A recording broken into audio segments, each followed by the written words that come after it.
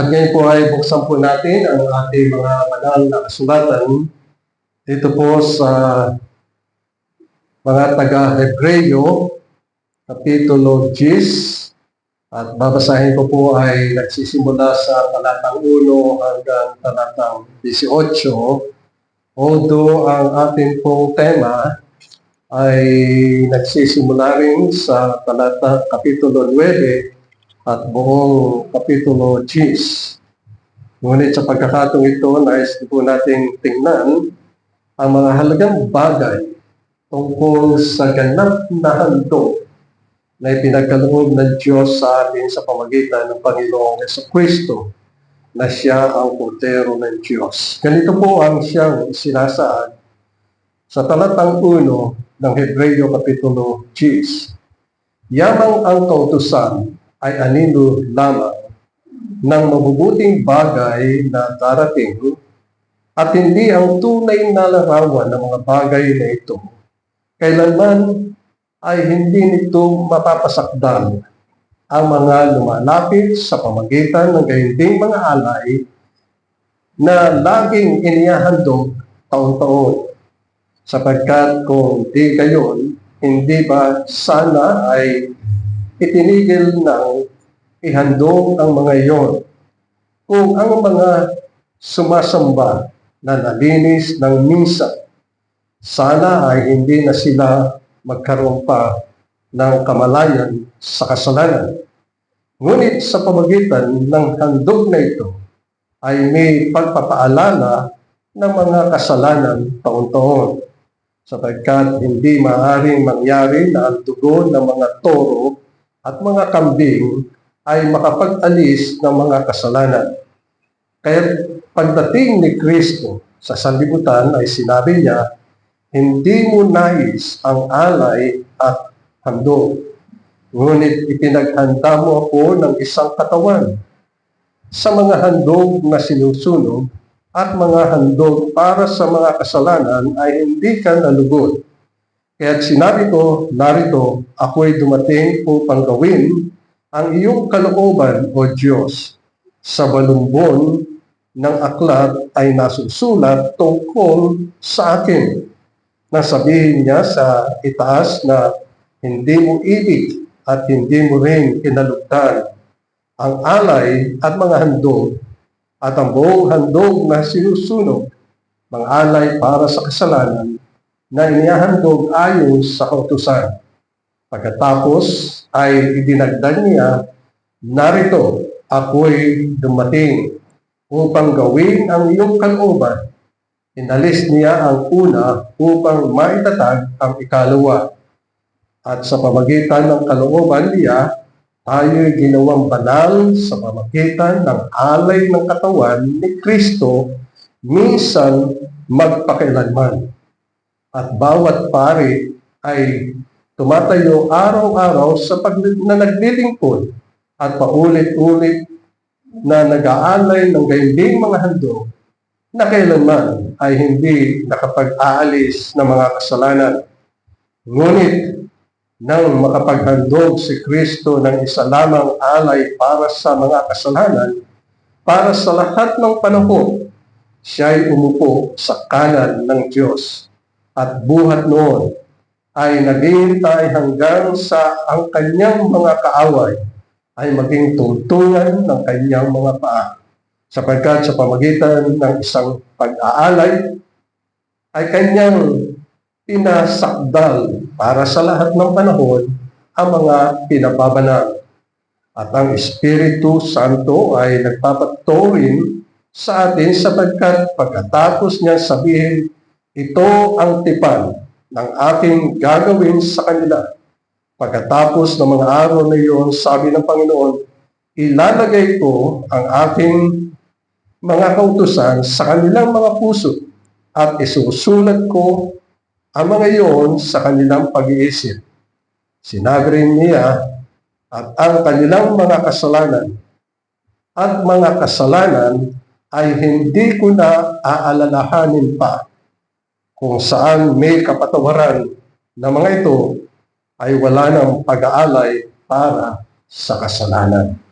Hanggang doon lamang po ang pagbasa natin sa banal na kasulatan. Mga minamahal, sa buwan ng Marso ay nakapokus ang buong sanlibutan tungkol sa mga ginawa ng ating Panginoong Jesucristo. At para sa atin bilang iglesia, mga mananampalataya ng Panginoon, napakahalaga ang mga bagay ngayon sapagkat nililinaw ng ating mga binasa mula sa banal na kasulatan ang kahalagahan ng ginawa ng ating Panginoong Jesucristo.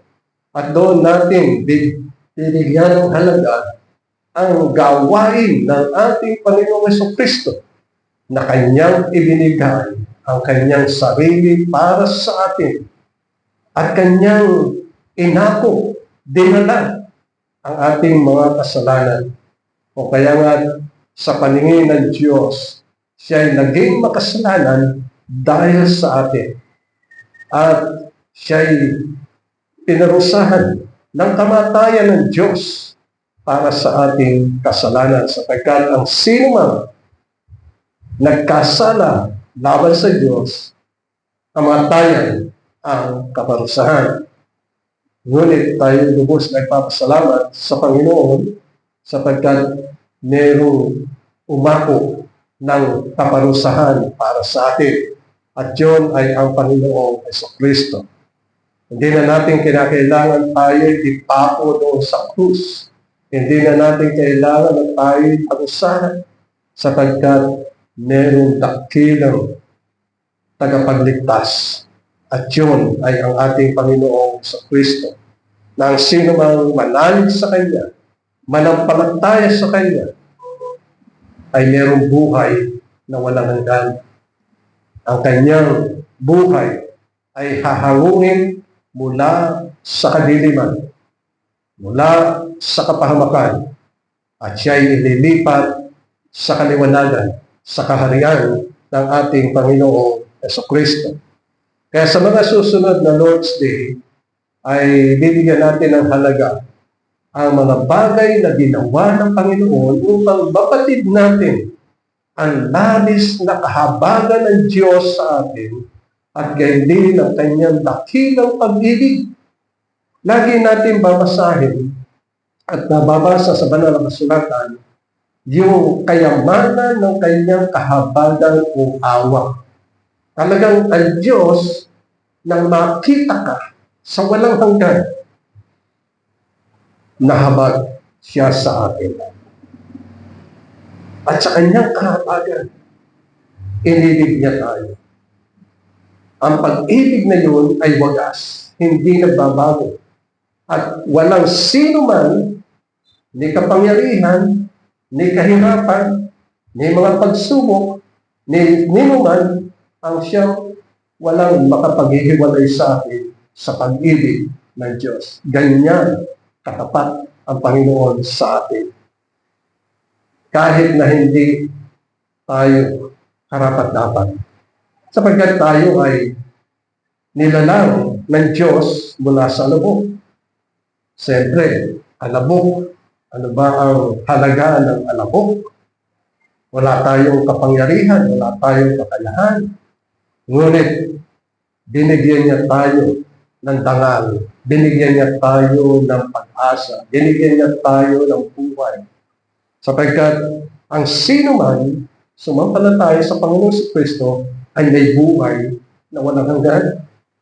Siya ay ipinanganak sa kanyang kaharian. Kaya nga ang mga mananampalataya ay dalawang kapanganakan ang naranasan.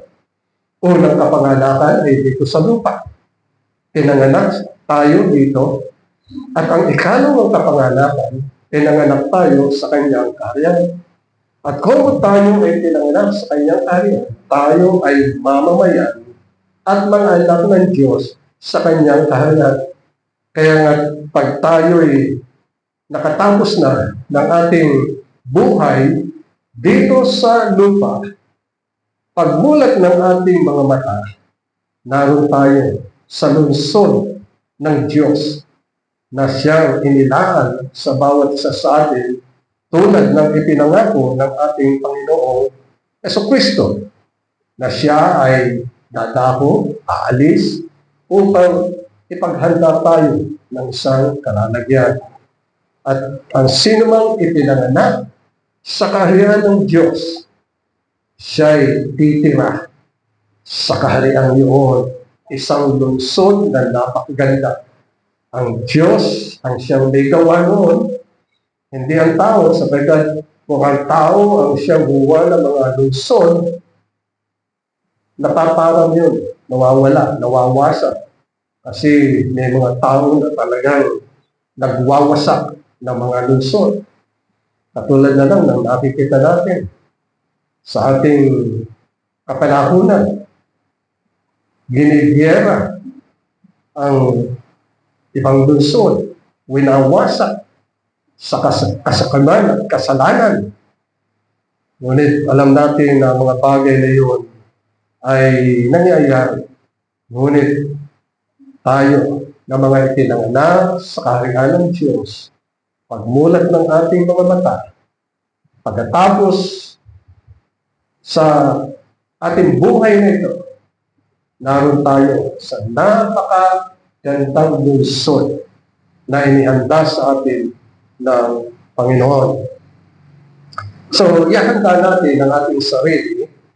Halimbawa, katulad ng triumphant entry, pag-aaralan natin yun, at gayon din ang kanyang sakripisyo na ginawa doon sa krus sa Kalbaryo, ang kanyang kamatayan, ang kanyang paglilibing sa kanya, at pagkabuhay niya na talagang ang Panginoon sa Kristo ay hindi kayang panghawakan ng kamatayan, sapagkat siya'y Diyos, makapangyarihan, at ibinawon siya ng Ama mula sa kamatayan.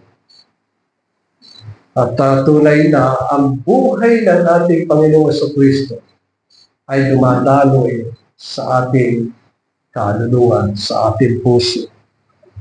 Tatlong bagay ang isinasaad dito sa ating binasa mula sa Kapitulo 9 hanggang Kapitulo 10. Tinutukoy dito yung tinatawag na kanal na santuario o tinatawag na worldly sanctuary, at yun ang siyang tinutukoy dito. And then pagkatapos mo ay ang kaganapan ng panahon na siyang tinutukoy sa banal na kasulatan, at pagkatapos ang walang hanggan na tipan ng Diyos. Una, tingnan natin ang mga panglupang santuaryo. Sa Old Testament ay masusumpungan natin dito yung mga tuntunin na mga pagsamba. At ito ang tinatawag na panlupang pagsamba. Ibinibigay dito sa Kapitulo 9, talatang 3, yung mga bagay na isinasaad. Pero unang-una, ang sabi dito sa talatang 1 ng Kapitulo 9 ng Hebreo, ngayon, maging ang unang tipan. So yung sa lumang tipan, ang tawag natin doon ay unang tipan, ay nagkaroon ng mga alituntunin ng pagsamba at isang panlupang santuaryo. Sa talatang 2, sapagkat inihanda ang unang tabernakulo na kinaroroonan ng ilawan. So, pag binasa natin ng mga sumusunod na mga talata, ay ibinibigay dito yung nilalaman ng santuaryo, ng tabernakulo. Sapagkat yung tabernakulo ay nahati sa dalawa. Merong tinatawag na holy place, and then merong tinatawag na Holy of Holies. So ito ang isinasaad sa banal na kasulatan na panlupang santuario, ngunit ang larawang ito ay pattern sa langit na doon ay sinasaad ang mga bagay na ating pag-aaralan. So ano-ano ang tinatawag na mga kasangkapan? Ang sabi dito, naroroon ang ilawan. So sa dakong banal ay merong ilawan. Meron ding dulang o ang tawag ng araw ay dulang sa mesa. Yung lamesa, yun ay salitang Spanish, no? Na minana ng mga ninunong natin. Pero sa Tagalog, ang tawag doon ay dulang. At nung sumakop naman ang mga Hapon, yung dulang ay napaka-iksi. Kailangan uupo ka, lalapag ka sa sahig. Pero nang pumasok ang mga Amerikano, medyo tumaas ang dulang, naging mesa. So, ganun ang mga sitwasyon na nangyayari dito.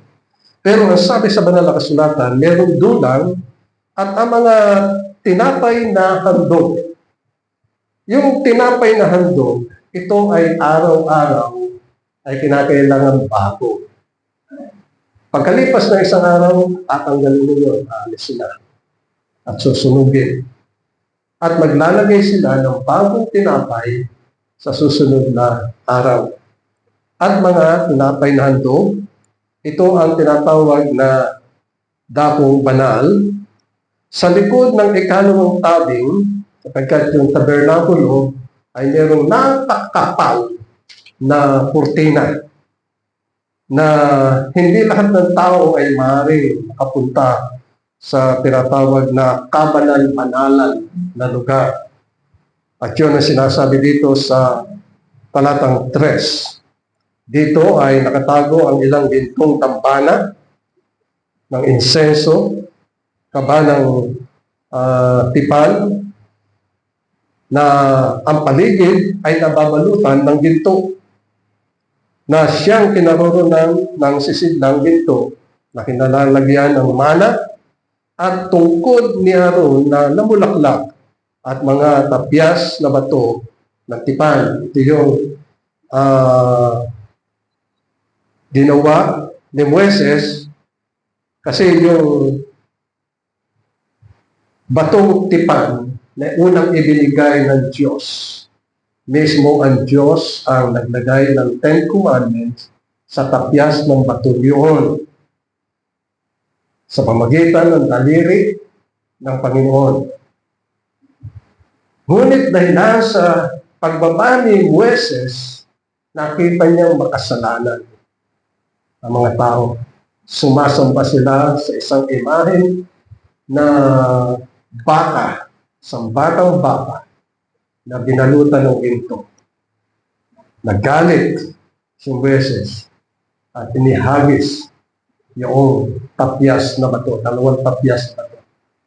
Kaya nang muling umakyat si Moises, gumawa uli siya. Siya mismo ang gumawa ng tapyas na bato na mula doon sa bundok ng Sinai. So, tinutukoy din dito sa talatang 5, sa ibabaw nito, ang mga kerubin ng kalwalatian ay dumililim sa trono ng awa at ang mga bagay na ito ay hindi namin masasabi ngayon ng isa-isa sa talatang 6. Pagkatapos magawa ang ganitong paghahanda, ang mga pari ay patuloy na pumapasok sa unang tabernakulo upang gawin ang kanilang mga katungkulan sa paglilingkod. Subalit sa ikalawa ay nag-iisang pumapasok ang pinakapunong pari minsan sa isang taon na may dalang dugo bilang handog niya sa kanyang sarili at sa mga kasalanang nagawa nang di sinasadya ng taong bayan. At sa pamamagitan ito, itinuturo ng Espiritu Santo na hindi pa nahayag ang daang patungo sa santuario habang makatuyo pa ang unang santuario.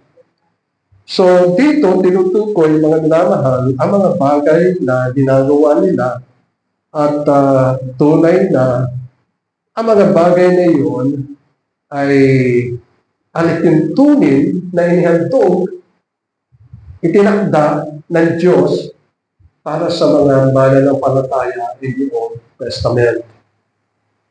Pero dumating yung kapuspusan ng panahon, yung kaganapan na ang mga bagay na isinasaad dito ay sabi sa talatang Kapitulo 10, talatang 1, ang sabi dito, yamang ang kautusan ay anino lamang ng mabubuting bagay na darating, ay hindi ang tunay na larawan ng bagay na ito, kailangan ay hindi nito mapapasakdal ang mga lumalapit sa pamagitan ng gayunding mga alay na laging inihandog taon-taon. So, mayroong tinatawag na kakulangan. So, ang Hebreo, nagsasaad ng a better na bagay sa pamagitan ng ating Panginoong Jesucristo. So, sa Lumang Tipan, ginagawa nila yun na nananalig sila at nananampalataya na mga bagay ngayon ay larawan ng gagawin ng ating tagapagligtas, ang Panginoong Jesucristo. Kaya nga nang dumating ang kapuspusan ng panahon, tulad ng sinasabi dito, sa pagdating ni Kristo sa sanlibutan, ay isinasaad dito ang nasa talatang 5. Sapagkat sa talatang 5, ang sabi niyo, kaya't pagdating ni Kristo sa sanlibutan, ay sinabi niya, hindi mo nais ang alay at handog. Sapagkat ang mga bagay na iyon, tulad ng dugo ng tayo, ng toro at ng kambing, ay hindi makapagbibigay lugod. Gayunpaman, ay ginaganap nila yon sa pamagitan ng pananampalataya, pananalig sa Panginoong Jesucristo na minsan ay dadating ang tagapagligtas. At ito nga ang siyang isinasaad sa talatang 5 na kaya't pagdating ni Kristo sa sanlibutan ay sinabi niya, hindi mo nais ang alay at handog, ngunit ipinaghanda mo ako ng isang katawan. Ito ang siyang tinutukoy sa Apostles' Creed. Kung inyong papansinin, sa Apostles' Creed, ang sabi sa Artikulo 3, yan dito sa Church Bulletin, ang sabi dito, siya'y ipinaglihi sa pamagitan ng Espiritu Santo at ipinanganak ni Birhen Maria. So, ang Diyos ang siyang naglaan ng katawan para sa Panginoong Jesucristo upang gawin ang kalooban ng Diyos. Hindi ibig sabihin hindi ginaganap o hindi nila ginagawa ang mga alituntunin sa Old Testament. No. They are doing what is right according to the Word of the Lord. Alituntunin at yun ay nagsasaad sa mga bagay na gagawin ng ating Panginoong Jesucristo. Kaya ang sabi sa talatang 7 ay narito, ako'y dumating upang gawin ang iyong kalooban, O Diyos. Ayon sa balumbon ng aklat na nasusulat tungkol sa akin. So ang banal na kasulatan ay punong-puno ng mga bagay tungkol sa ating Panginoong Jesucristo na siya ang ipinagkaloob ng Diyos sa atin. Yan yung sumasaklaw doon sa talatang 3, Kapitulo 16, Kapitulo 3, talatang 16 sa Juan. Sapagkat ganyan lamang ang pag-ibig ng Diyos sa sanlibutan. Yung sanlibutan, ang ibig sabihin nun ay cosmos. Ibig sabihin ay ang pag-ibig ng Diyos ay para lang sa particular na tao o mga tao na tinutukoy sa banal na kasulatan. Sapagkat hindi lahat ng tao ay mahal ng Diyos, kundi yung lamang particular na nagsasaad ang Panginoon. Kaya kung nananalig tayo sa Panginoon Jesucristo na siya ang ating tagapagligtas, manunubos, at sinasampalatayanan mo na siya ang umako ng iyong kasalanan, na siya ang nagdala ng ating kaparusahan, at sinasampalatayanan mo yun, ikaw ang siyang iniibig ng Diyos.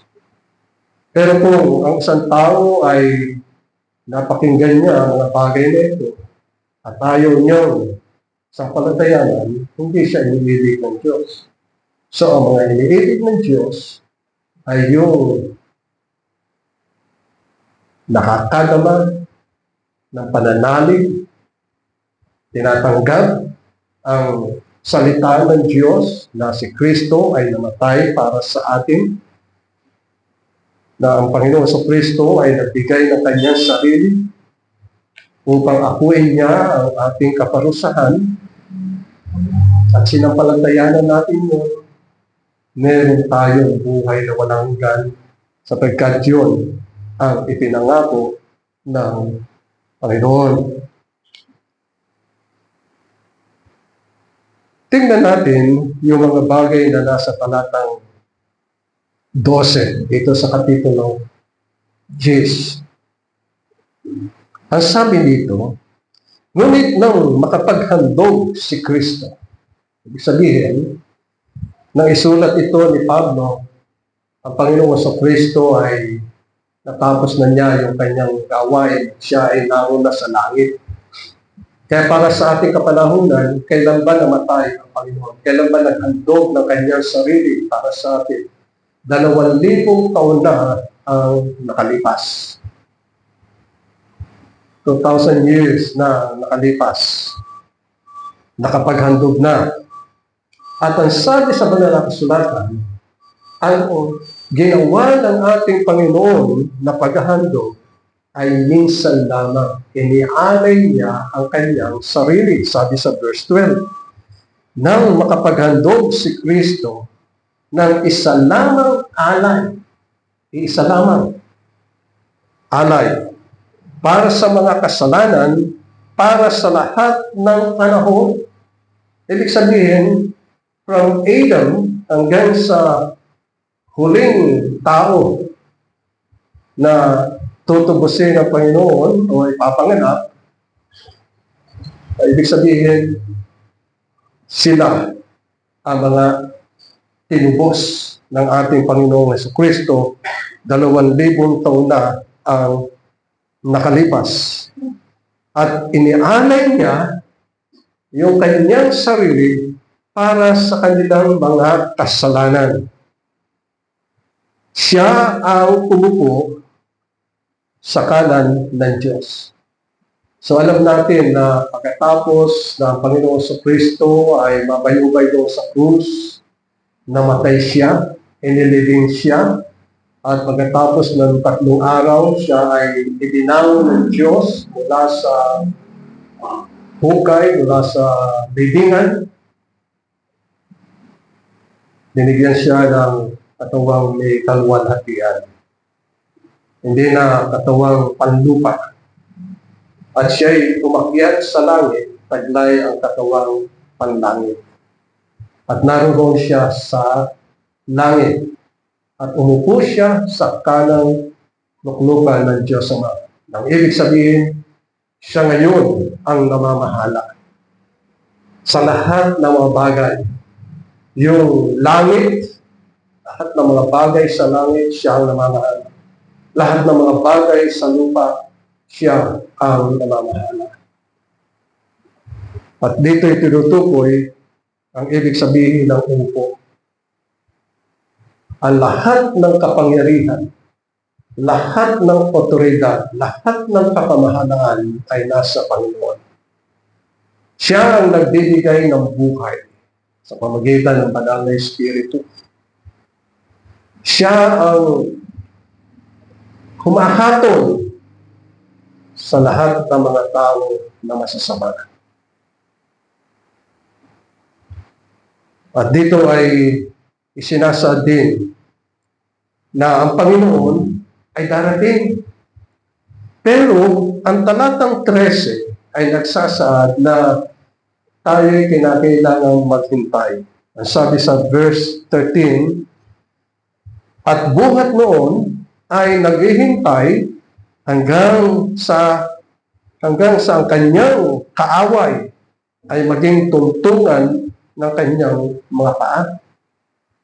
Ang ibig sabihin nito, pagdating sa Revelation chapter 13, ay makita natin yung tagumpay ng ating Panginoon sa Kristo, sapagkat sa Revelation chapter 18 ay nagpapahayag yung pagkagiba, pagkasira ng Babylon.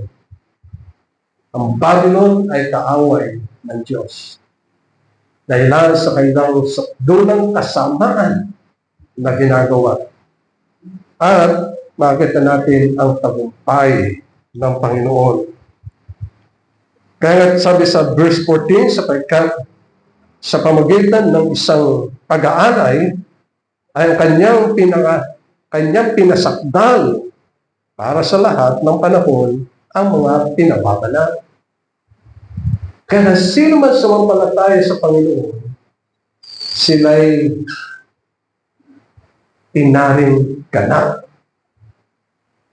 Walang kasalanan. Pag ang Diyos ay tumingin sa iyo, wala siyang nakikitang kasalanan. Sapagkat sinampalatayanan mo ng Panginoong Jesucristo ang umako ng iyong kasalanan. At yung kasalanan yun ay hindi na aalalahanin ng Panginoon. Wala na siyang makikita. Kaya ang tawag sa iyo ay banal. Hindi siya maaaring magkaroon ng anak na makasalanan. Kundi banal. At yun ang kanyang ginawa sa buhay ng isang mananampalataya. Pinasakdal. Binanal. Sapagkat ang kanyang banal na dugo ang siya lamang nakalilinis ng ating mga kasalanan. Hindi yung mga gawa. Kasi pagdating natin dito sa huling mga araw ng Marso, ang dami nagpipinitensya. Tanong ba natin, yung ba'y makakabawas, makakalinis ng kanilang kasalanan? Hindi. Lalo pa silang nababaon sa kasalanan. Marami ang nagpapapako sa krus. Yung ba'y makapaglilinis ng kanilang kasalanan? Hindi. Sapagkat ang sabi sa banal na kasulatan, ang kanya lamang dugo ang maaring makalinis ng kanilang mga puso. Pati kanilang mga kaisipan. Mababago. Dahil sa paglilinis ng Panginoon. Kaya ano ang magiging damdamin ng isang mananampalataya na nagtitiwala sa Panginoon? Kamumuhian niya ang kasalanan. Kamumuhian niya ang pagnanakaw. Kamumuhian niya ang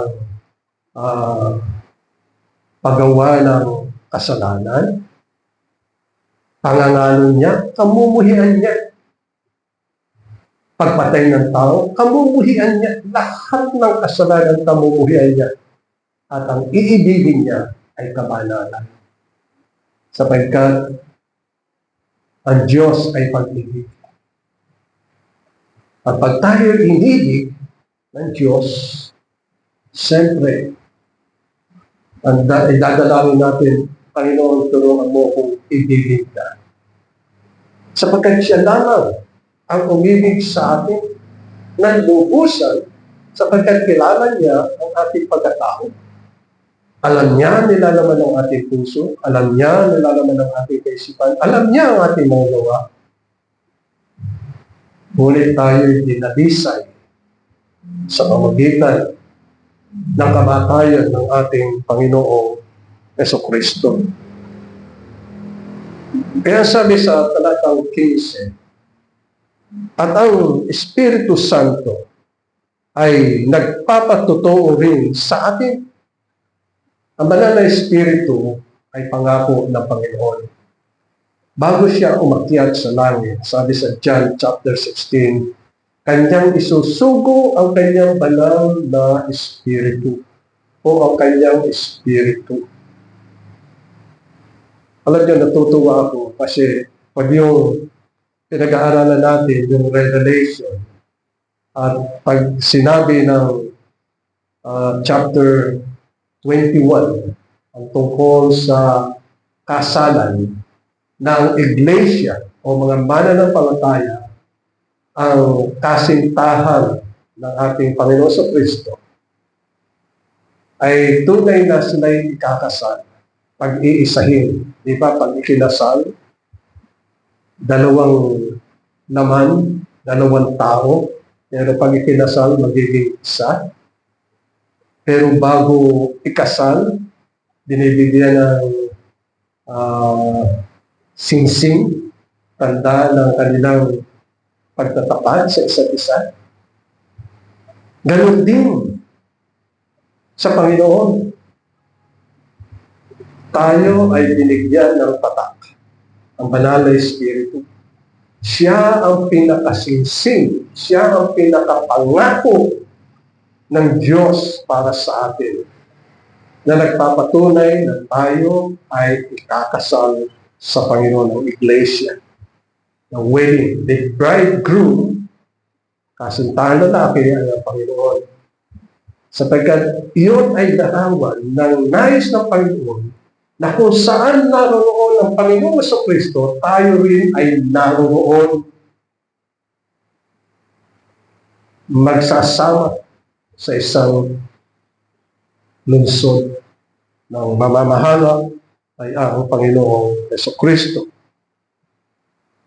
At ito ang pinakatipan na sinasabi dito sa verse 18 o 16. Ito ang tipan na aking gagawin sa kanila. Pagkatapos ng mga araw na iyon, sabi ng Panginoon, ilalagay ko ang aking kautusan sa kanilang mga puso. At isusulat ko ang mga iyon sa kanilang pag-iisip.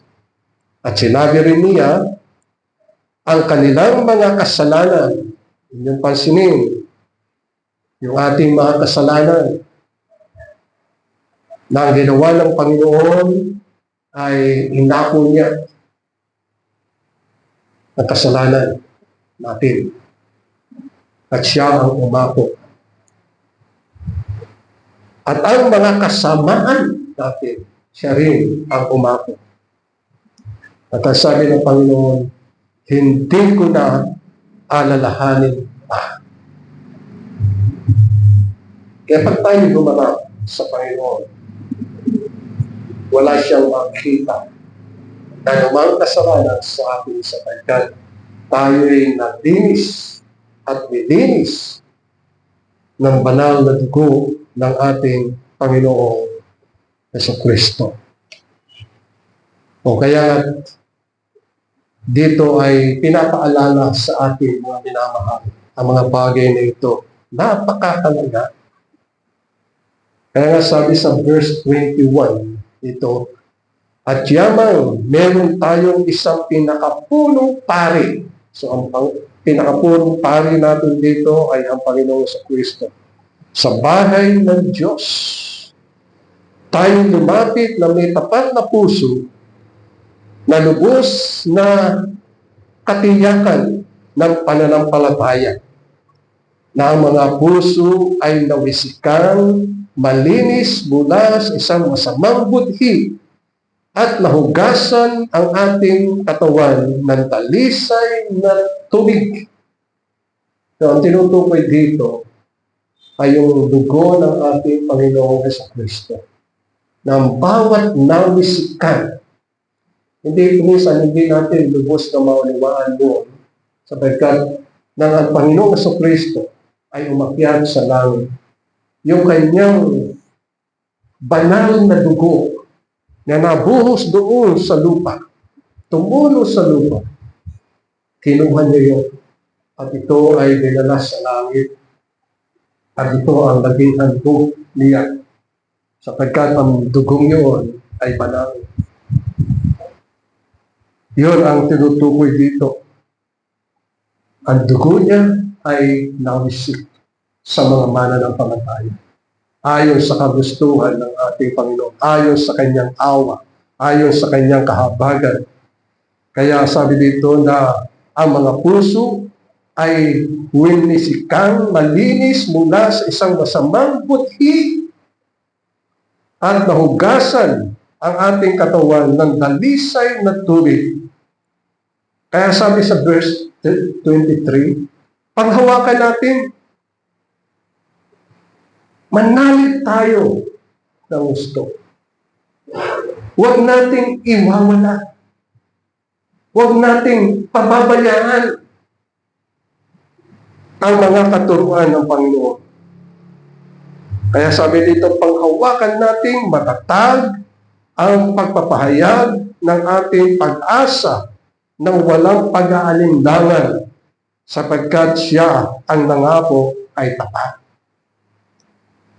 At ating isaalang-alang kung paano gigisingin ang isa't isa sa pag-ibig at sa mabubuting gawa. Na huwag nating pabayaan ang ating pagtitipon. Ito mga minamahalan, tinutukoy na pagtitipon. Na araw ng linggo, araw ng Lord's Day. Ang tawag natin ay Lord's Day sapagkat ang linggo ay araw sa Panginoon. Bakit araw? Sapagkat mismo ang Diyos ang siyang nagbukod nito mula Lunes hanggang Sabado, idinukod niya ang linggo. At ang linggo ay kanyang dinanang. Kaya sa kalendaryo natin, ito ay huli, holiday. Hindi holiday para mamunta sa mga outing, mga birthday parties, o mga wedding, hindi yun. Hindi holiday para sa Panginoon. Ibinukod niya ito at dinanang upang ang mga mananampalataya ay magkatipon-tipon at siya ay sambahin sa Espiritu at sa katotohanan. Kaya sabi dito, huwag niyo nating pabayaan ng ating pagtitipon gaya ng ugali ng iba. Kundi palakasin ang loob ng isa't isa. Lalo-lalo na kapag inyong nakikita ang pagpapalapit na ang araw o na lalapit na ang araw.